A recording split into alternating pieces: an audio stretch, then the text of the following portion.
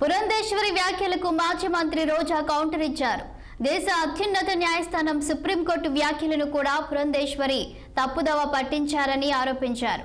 శ్రీవారి లడ్డూ ప్రసాదంపై సీఎం చంద్రబాబు చేసిన వ్యాఖ్యలను సుప్రీంకోర్టు తీవ్రంగా పరిగణించిందని గుర్తు చేశారు. ప్రసాదంలో కల్తీ నెయ్యి వాడినట్లుగా ఆధారాలున్నాయా అని కోర్టు అడగ్గా ప్రభుత్వం నుంచి ఎలాంటి సమాధానం లేదని ఎద్దేవా చేశారు. కల్తీ జరగనప్పుడు ఎందుకు బహిరంగ ప్రకటన చేశారంటూ ప్రశ్నించగా సీఎం చంద్రబాబు కోర్టుకు అడ్డంగా దొరికిపోయారని ఆరోపించారు.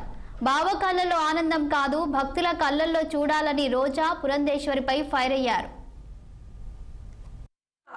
ఆంధ్రప్రదేశ్లో పురంధేశ్వరి గారు ఆవేశంగా మాట్లాడిన మాటలు టీవీలో డిబేట్లు చూశాక ఒకటి చెప్పాలనిపిస్తుంది.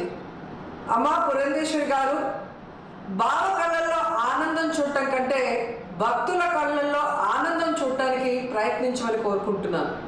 ఎందుకంటే ఈరోజు కూటమి ప్రభుత్వానికి చెందిన లాయరు సుప్రీంకోర్టులో కోర్టు అడిగిన ఏ ఒక్క దానికి కూడా సమాధానం చెప్పలేకపోవటం వల్లే సుప్రీంకోర్టు ఇంత సెన్సిటివ్ అయిన విషయాన్ని సీఎంగా ఉండి ఎటువంటి ఆధారాలు లేకుండా ఎలా మాట్లాడతారు అంటే, సీఎం ఏదైనా మాట్లాడచ్చు, ప్రజల చేత గెలిపించబడిన వాళ్ళు మాట్లాడకూడదు అని మీరు మాట్లాడటం నిజంగా చాలా సిగ్గుచేటు.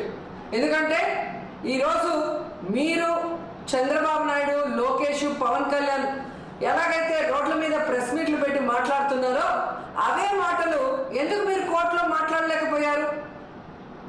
సో ఈరోజు ప్రజలు గమనిస్తూ ఉన్నారు.